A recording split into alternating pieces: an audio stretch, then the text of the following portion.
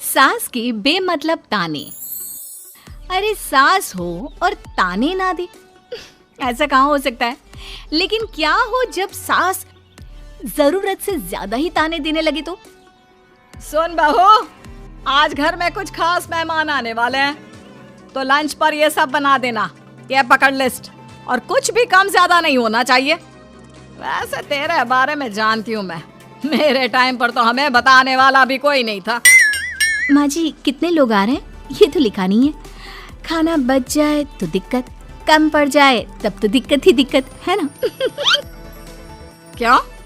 अरे सवाल पर सवाल ही करती रहती है, ये ठीक नहीं है। मेरे टाइम पे तो मजाल है कि हमारे मुंह से चू भी निकले। वो क्या है ना माँ जी, मैं खाना उसी हिसाब से बनाने का सोच रही हूँ। कहीं खाना कम ज्यादा बन गया तो आप तो मुझे पाताल में ही डाल देंगी ना। मेरे टाइम पे तो हम इतना बोलना क्या सोच भी नहीं सकते थे कि सास को कैसे ताने दे। अरे अरे रे माँ जी, कहाँ ताने दे रही हूँ। पर माँ जी इतना सारा खाना मैं अकेले कैसे बनाऊंगी। कोई हेल्प, कोई हेल्प। कितनी बड़ी बात बोल गई बहू।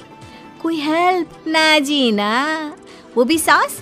सास तो सिर्फ ताने देती है, ताने। हेल्प? हमारे टाइम में सास को ये शब्द बोल दो तो भूचाल आ जाता था। बाकी मैं तो अपने सास की लाडली बन गई थी, पर तू तो बहू की बहू ही रहेगी। क्यों नहीं बना पाएगी? अरे अभी तो बनाना शुरू किया नहीं और पहले ही सोच लिया नहीं बना पाऊंगी। आजकल की तुम जैसी बहुओं के ये बहाने होते हैं कि कैसे नहीं बन पाएगा। अरे मैंने भी अपने टाइम पे बनाया था, अरे बल्कि इससे भी ज्यादा खाना बनाया था, तो तुझसे क्यों नहीं होगा? हैं? सब होगा जा। माँ जी मैं बना तो लूंगी, मैं बस इतना बोल रही हूँ कि अगर आप थोड़ी मेरी मदद कर देती तो। अरे अरे अरे, शर्म नहीं आती तुम्हें अपनी सास से मदद मांगते हुए? हमने अपने टाइम पर कभी अपनी सास से ऐसा नहीं बोला। सच में आजकल की लड़कियां तो बहुत ही छुई मुई सी होती हैं। जरा सा काम देखा नहीं कि बस पहले मदद मांगने दौड़ने लगती है। अरे अब ये सब बहाने नहीं चलेंगे। हाँ, जा जाकर खाना बना। हमारे टाइम पर हम ये करते थे, हमारे टाइम पर हम वो करते थे। हाय रे ताने। फिर शाम को। अरे बहू कहाँ चली गई? मुझे ये सामान पकड़ा जरा।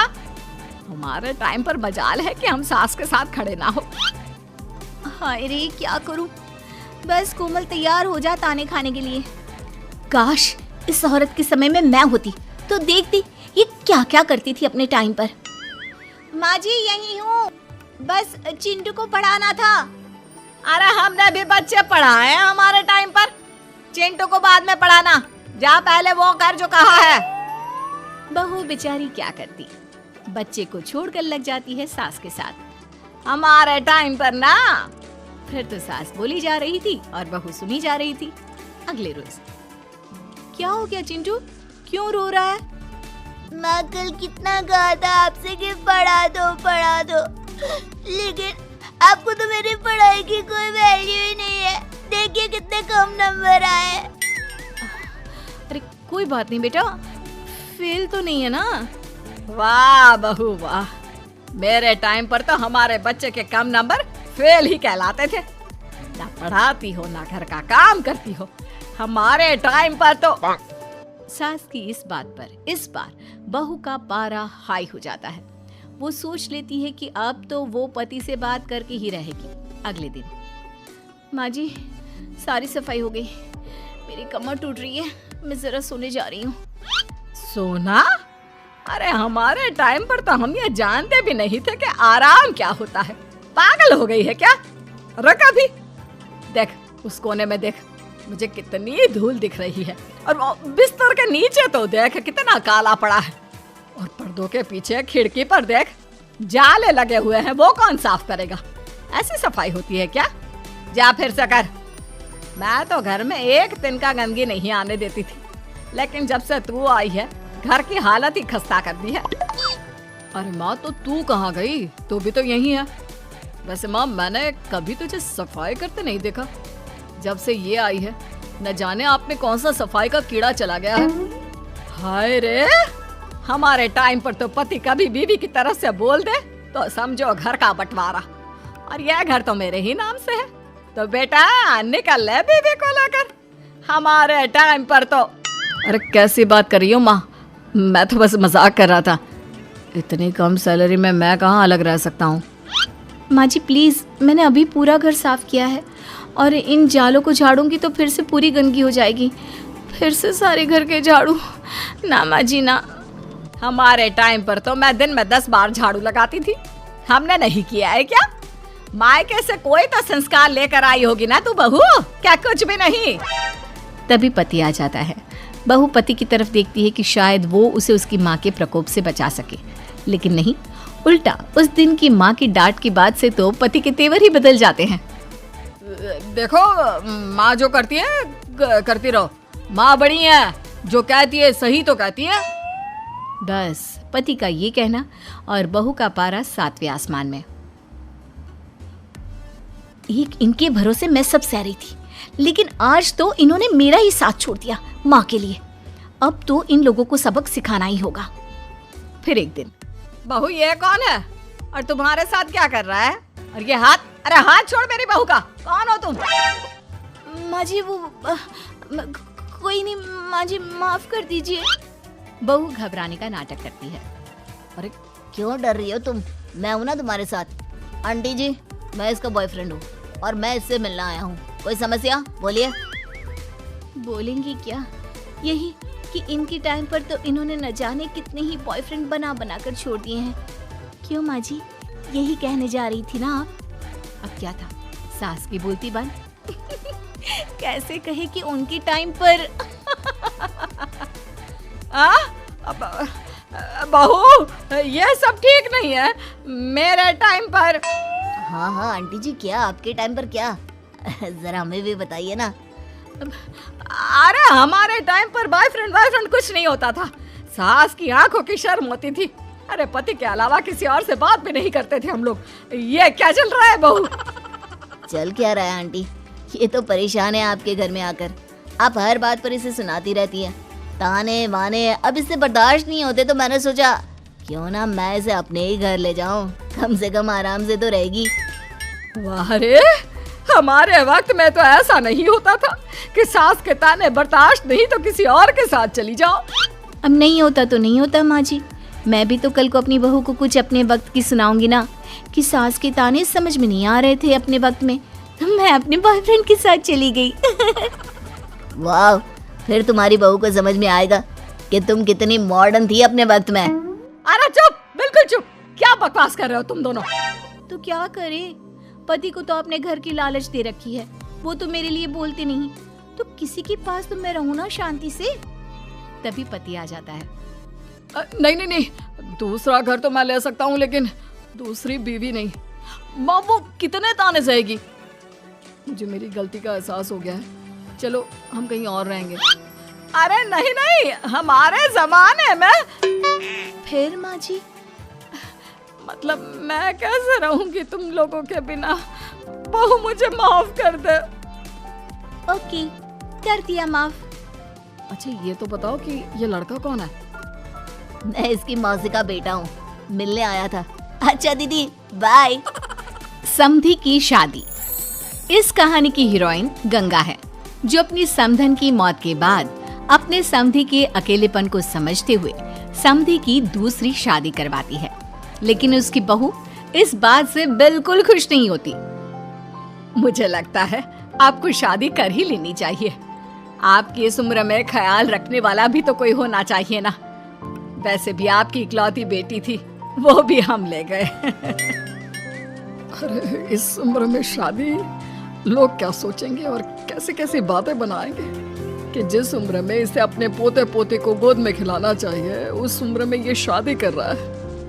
ऊपर से नव्या क्या सोचेगी मेरे बारे में कि माँ को गए हुए 1 साल भी नहीं हुआ और पापा ने दूसरी शादी कर ली।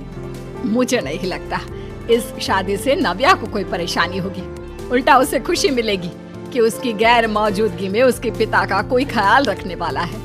क्यों नव्या, सच कहा ना? हाँ मम्मी जी, आप सही बोल रही हैं। ये बोलकर वो अंदर चली जाती है। लीजिए, अब तो आपकी बेटी ने भी हाँ बोल दिया। रही लोगों की बात, तो लोग तो कभी किसी की खुशी देखकर खुश हो ही नहीं सकते। अगर आप लोग खुश रहेंगे तब भी वे बातें बनाएंगे, और अगर आप दुखी भी रहेंगे तब भी बातें बनाएंगे। इसलिए अच्छा यही होगा समधी जी कि आप उनके बारे में सोचना छोड़ ही दीजिए। समधी को सास की बात सही लगती है। वो भी सोच लेते हैं कि बच्ची जिंदगी के लिए कोई हमसफर बना ही लेंगे। आप ठीक बोल रही हैं। जब मेरी प्यारी बिटिया नव्या और उसके ससुराल वालों को मेरी इस उम्र में दूसरी शादी से कोई दिक्कत नहीं, तो परेशानी कुछ है ही नहीं। ऐसे ही सास समधी की दूसरी शादी करवाती है और फिर समधी के घर आ जाती है बहू की नई माँ। कुछ दिनों के बाद बहू अपने मायके अपने पापा और नई माँ से मिलने आती है। मेरा बच्चा कितने दिनों बाद मुझसे मिलने आई है। इधर बैठ, मैं तेरे लिए कुछ अच्छा सा बना कर लाता हूँ। मेरे फेवरेट पास्ता खाएगी ना? पापा आप क्यों? वो कहाँ है? उनसे बोल दीजिए। आप मेरे ही पास बैठकर बातें कीजिए ना। उन्हें क्यों लेकर आए? कोई चैरिटी थोड़ी ना कर रहे हैं। इस उम्र में घर मिल गया, और क्या चाहिए? तभी नई माँ घर में आती है। बेटी की बात सुन रही होती है और सुनकर बहुत दुखी हो जाती है। वो अच्छा, तुम्हारी नई माँ वो जरा किसी काम से बाहर गई हुई है, आती होगी। मैं तब तक तेरे लिए कुछ अच्छा सा बना कर लाता हूँ। ठीक है पापा। लगता है नई माँ के पैर बाहर ही रहते हैं, और आपको ही बनाकर खिलाना था तो क्या करें, छोड़िए। ये बोलकर वो घर में घूमने लगती है और चीजों को देखती है। इनको घर में आए हुए थोड़े दिन नहीं हुए और ये घूमने भी जाने लगी है, वो भी पापा को घर में अकेला छोड़कर। आने दो, एक बार इनकी खबर लेती हूँ। वैसे घर को तो बड़ा सजा कर संवार कर रखा है। चलो, ये तो खूबी है, कम से कम पापा को साफ कर का शौक भी है। इतने में नई माँ घर में आती है। अरे नव्या बेटा, तुमने पहले बताया होता तो मैं जल्दी घर आ जाती। तुम्हें नहीं पता मुझे तुमसे कितनी सारी बातें करनी है। कैसी हो बेटी? बेटी? हाँ, वैसे अब तो मैं आपकी बेटी हो ही गई हूँ, ना चाहते हुए भी। खैर, आप गई कहाँ थी? शादी हुए कुछ दिन भी नहीं हुए और आपने घूमने जाना भी शुरू कर दिया। पापा का ख्याल रखने के लिए शादी करवाई है आपकी, जानती है ना? नव्या, ये तुम क्या बोल रही हो? मैं कहीं घूमने नहीं बल्कि एक दोस्त से मिलने गई थी। उसकी तबीयत थोड़ी ठीक नहीं, इसलिए वो क्या है ना, शादी के चलते उससे मिलना नहीं हो पाया, तो आज चली गई। अच्छा, वो भी पापा को यूं घर पे अकेला छोड़कर? आपके लिए आपका ये परिवार ज्यादा जरूरी है या आपके दोस्त? देखिए, ये ठीक नहीं है। इतने में पिता आ जाते हैं। अच्छा, तुम आ गए। आओ, चलो तीनों मिलकर बैठ के खूब सारी बातें करते हैं। माँ कुछ नहीं कहती, चुपचाप अंदर चली जाती है। ऐसे ही बहू जब भी अपने मायके आती, अपनी नई माँ से ऐसे ही बात करती।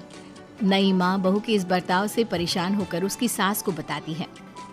देखिए, माना वो बेटी है, लेकिन मैंने भी शादी की है।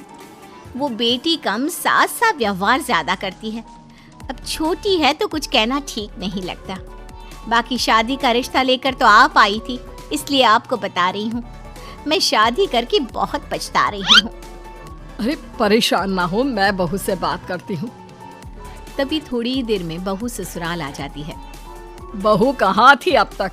तुम्हें पता है क्या टाइम हो रहा है? अब माँ जी, मैं अपनी एक सहेली से मिलने गई थी। पर माँ जी, अभी तो 7 बज रहे हैं। अरे इतना लेट कोई घर आने का टाइम है? आज के बाद 6 बजे के बाद तुम घर आई तो तुम्हें घर में एंट्री नहीं मिलेगी। सास बहू के साथ बिल्कुल वैसा ही व्यवहार करती है जैसा वो अपनी नई माँ के साथ कर रही होती है। न जाने माँ जी को क्या हो गया है। मैं कितनी खुश थी कि मायके जैसा ससुराल मिला है। सासू माँ इतनी अच्छी थी। फिर अगले रोज, बहू, मेरे बेटे को पौष्टिक खाना दिया कर। क्या ये पास्ता पिज्जा बनाती रहती है? इसलिए शादी नहीं करवाई थी मैंने अपने बेटे की। ठीक है माँ, मैं बना दिया करूँगी ऐसा खाना। लेकिन माँ जी, आपको हुआ क्या है? पहले तो कभी आपने ऐसा नहीं किया, तो ये अचानक से मुझसे कोई गलती हो गई है क्या माँ? क्यों? ऐसे नहीं बोल सकती। समझ ले, ये तेरी सास का हुक्म है। ऐसे ही सास बहू को अपने सास वाले तेवर दिखाकर कभी डांटती तो कभी ताने मारती, पर बहू बेचारी बिल्कुल समझ नहीं पाती। एक दिन बहू ये क्या बेफिजूल खर्चा करती रहती है। परसों ही तुमने अपने लिए एक साड़ी ली थी और आज फिर से। तुम्हें क्या लगता है पैसे क्या पेड़ पर होते हैं कि जब मन करा तोड़कर सामान ले लिया करा है? वो माँ जी बहुत अच्छी लगी तो ले आई। अच्छी लगी तो ले आई। यहाँ मेरा बेटा अपना खून पसीना एक करके पैसा कमा रहा है और तुम उसी पैसे को बर्बाद करने में कोई कसर नहीं छोड़ती। माँ जी आप मुझे ऐसा क्यों बोल रही है? मैं आज के बाद कभी शॉपिंग पर नहीं जाऊंगी, लेकिन प्लीज आप मुझसे ऐसा बर्ताव मत कीजिए। इससे पहले कभी आपने मुझे छोटी छोटी चीजों के लिए नहीं डांटा। ये अचानक ऐसा क्यों? मुझे बिल्कुल अच्छा नहीं लग रहा। देख बहू, मैंने तेरे साथ जब टिपिकल सास जैसा बर्ताव किया तो तुझे इतना बुरा लगा। सोच तेरी नई माँ को कैसा लगता होगा जब तू उनके साथ हमेशा ऐसा बर्ताव करती है। तो माँ जी आपने इतना सब कुछ बस इसलिए किया? आप मुझसे नाराज नहीं हो, गुस्सा नहीं हो? नहीं बहू, मैं तुझसे गुस्सा क्यों होंगी? मैं तो तुझे बस इतना समझाना चाहती हूँ कि अपनी नई माँ से सास जैसा बर्ताव करना बंद कर दे। उनको बिल्कुल अच्छा नहीं लगता। वो तेरे पास आना चाहती है, तुझे समझना चाहती है, वो सच में तेरी माँ बनना चाहती है। तो उनके साथ सास जैसा बर्ताव बंद कर और एक अच्छी बेटी बन। अब बहू को सास की बात समझ में आती है और वो बहू जैसा बर्ताव करती है।